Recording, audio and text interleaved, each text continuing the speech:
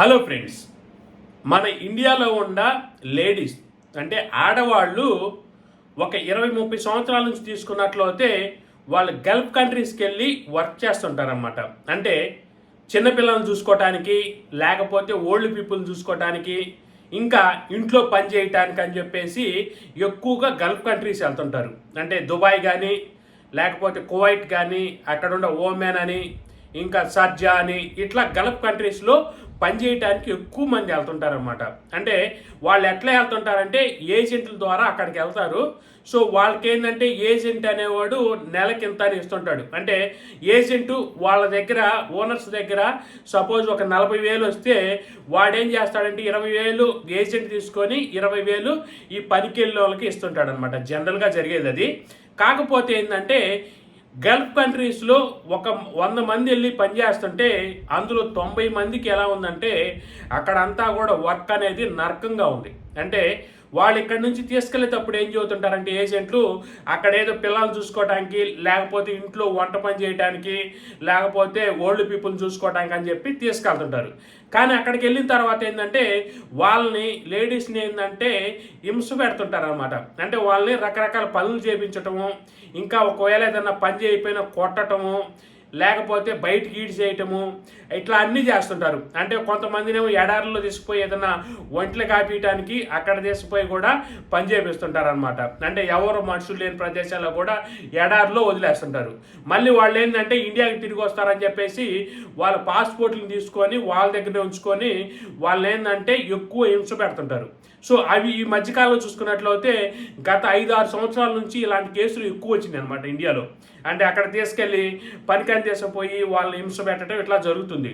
అది జనరల్గా గల్ఫ్ కంట్రీస్కి వెళ్ళే లేడీస్కి జరిగే ఇబ్బందులు అనమాట. ఇప్పుడు సింగపూర్కి వద్దాం. ఎందుకంటే ఈ విషయం ఎందుకు చెబుతున్నానంటే ఎక్కువ మంది నాకు మెసేజ్ చేస్తున్నారనమాట. గల్ఫ్ కంట్రీస్కి వెళ్తే వర్క్ చేయడానికి అక్కడ అంతా హింస పెడుతున్నారు, సో చాలా ప్రాబ్లమ్స్ ఉన్నాయి. అదేవిధంగా వర్క్ చేయడానికి సింగపూర్ వస్తే ప్రాబ్లమ్స్ అలానే ఉంటాయా, లేకపోతే సింగపూర్ బాగుంటుంది అని చెప్పేసి మెసేజ్ చేస్తారు. సో అందుకోసం అని చెప్పేసి ఈ వీడియో చేయడం జరుగుతుంది. సింగపూర్లో ఏంటంటే సింగపూర్ అనేది ఫస్ట్ ఆఫ్ ఆల్ ఏంటంటే రెస్ట్రిక్టెడ్ కంట్రీ అనమాట.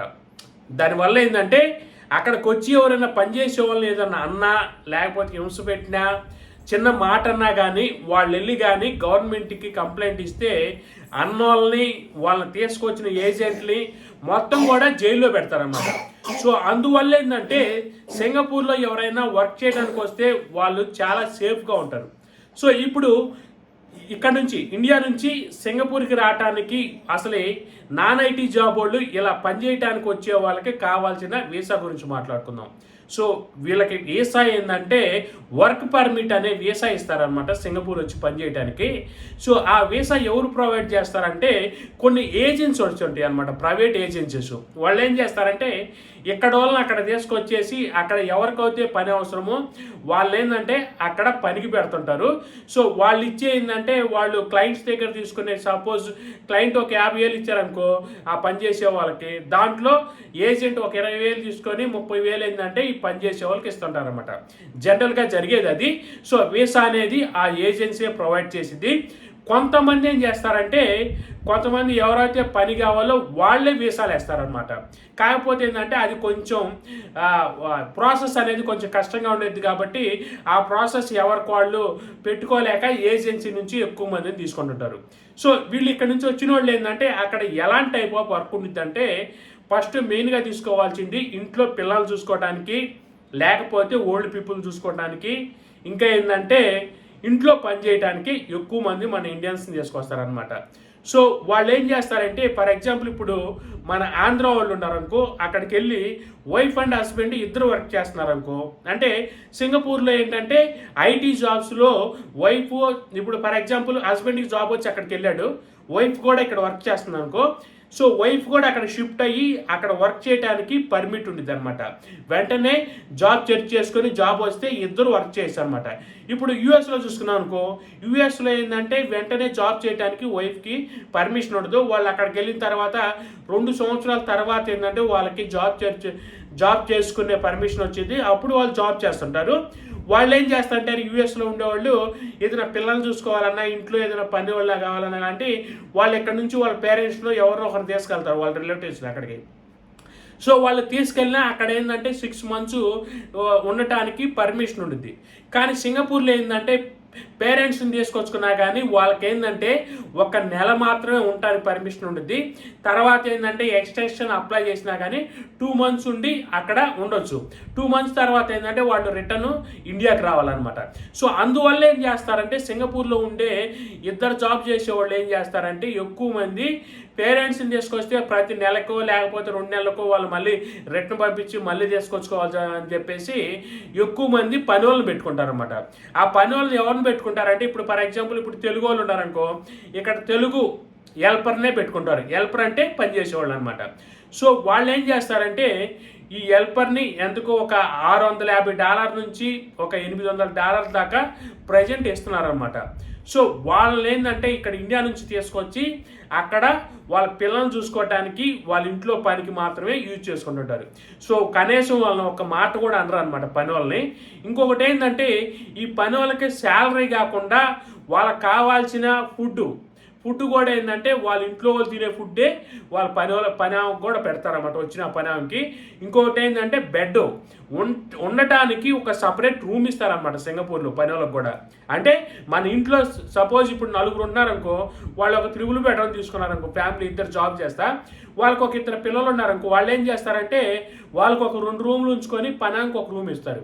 అంటే కంపల్సరీగా సింగపూర్ గవర్నమెంట్ రూల్ ప్రకారం ఏంటంటే పనిచేసే వాళ్ళకి ఫుడ్ వాళ్ళే పెట్టాలి, బెడ్ కూడా వాళ్ళే ఇవ్వాలన్నమాట. సో అందువల్ల ఏంటంటే ఎవరైతే హెల్పర్ని తీసుకొచ్చుకుంటారో వాళ్ళు సపరేట్ రూమ్ కూడా ఇస్తారు. ఆ రూమ్ ఖరీదు ఎంత ఉంటుందో తెలుసా? $1,000 ఉంటుంది అనమాట నెలకి. అంటే నెలకి $65,000 రెంట కలిగిన రూమ్ని పని వాళ్ళకి ఇస్తారనమాట. ఇంకా ఏంటంటే ఆ రూమ్ ఇవ్వటమే కాకుండా వాళ్ళకి ఫుడ్ పెడతారు.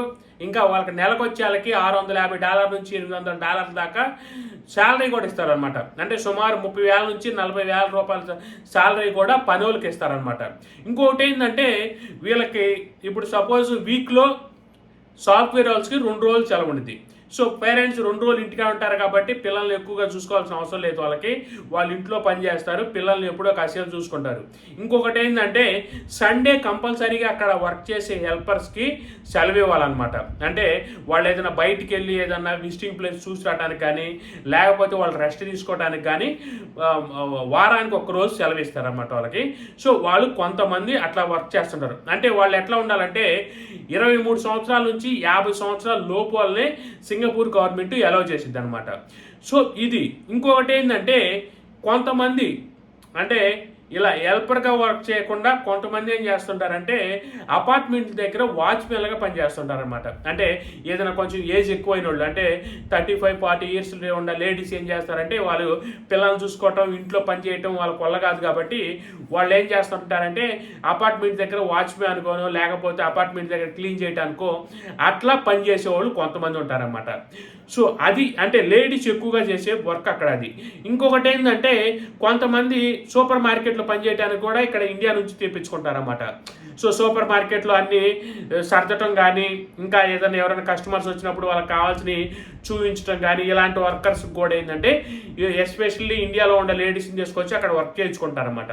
సో కాకపోతే ఏంటంటే అక్కడికి రావటానికి వాళ్ళకి మినిమం 10th క్వాలిఫికేషన్ ఉండాలన్నమాట. ఎందుకంటే వీళ్ళు ఇప్పుడు పని వాళ్ళు ఉంటారనుకో, బయటికి వెళ్ళి ఏదైనా వెజిటేబుల్స్ తీసుకురావటం కానీ లేకపోతే పిల్లల్ని స్కూల్లో వదిలిపెట్టడం తీసుకురావటం వీటన్నిటికి ఏంటంటే బయటికి వెళ్ళినప్పుడు కమ్యూనికేషన్ అవసరం అనమాట. సో ఇంగ్లీష్లోనే మాట్లాడాలి కాబట్టి అక్కడంతా ఫారినర్స్ ఉంటారు కాబట్టి so minimum 10th class pass అయిన వాళ్ళని ఇక్కడ నుంచి అక్కడ తీసుకెళ్ళి అక్కడ వర్క్ చేయించడానికి చూస్తుంటారు అనమాట.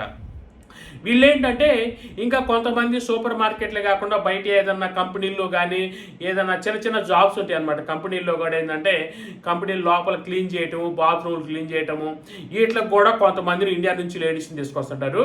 సో అందరికీ ఏంటంటే ఫైనల్గా చెప్పేది ఏంటంటే సింగపూర్ అనేది సేఫ్గా కాదా అంటే లేడీస్కి వచ్చిన వాళ్ళు వర్క్ చేయడానికి సింగపూర్ అనేది నెంబర్ 1 సిటీ అనమాట. ఎలాంటి ప్రాబ్లమ్స్ ఉండదు లేడీస్ వచ్చి అక్కడ వర్క్ చేస్తున్నా కానీ. ఒకవేళ ఎవరైనా మిమ్మల్ని మిమ్మల్ని అక్కడ వర్క్ చేస్తున్నప్పుడు ఏదైనా అన్నా కానీ మీరు ధైర్యంగా వెళ్ళి గవర్నమెంట్కి రిపోర్ట్ చేయొచ్చు. రిపోర్ట్ చేసినట్లయితే వాళ్ళు యాక్షన్ తీసుకుంటారన్నమాట. ఎవరైతే మాట అన్నా కానీ లేకపోతే దెబ్బ కొట్టినా కానీ వాళ్ళని తీసుకెళ్ళి జైల్లో పెడతారు. అంటే మినిమం సంవత్సరం జైల్లో పెడతారన్నమాట. సో అందువల్ల ఏంటంటే సింగపూర్లో ఎలాంటి ప్రాబ్లమ్స్ ఉండవు అక్కడికి వచ్చి వర్క్ చేసుకుంటున్న వాళ్ళకి. సో ఫైనల్గా సింగపూర్ అనేది సేఫెస్ట్ కంట్రీ. ఇన్ఫర్మేషన్ కానీ నచ్చినట్లయితే వీడియో లైక్ చేయండి, మీ ఫ్రెండ్స్ షేర్ చేయండి, సబ్స్క్రైబ్ చేసుకోవటం మర్చిపోకండి.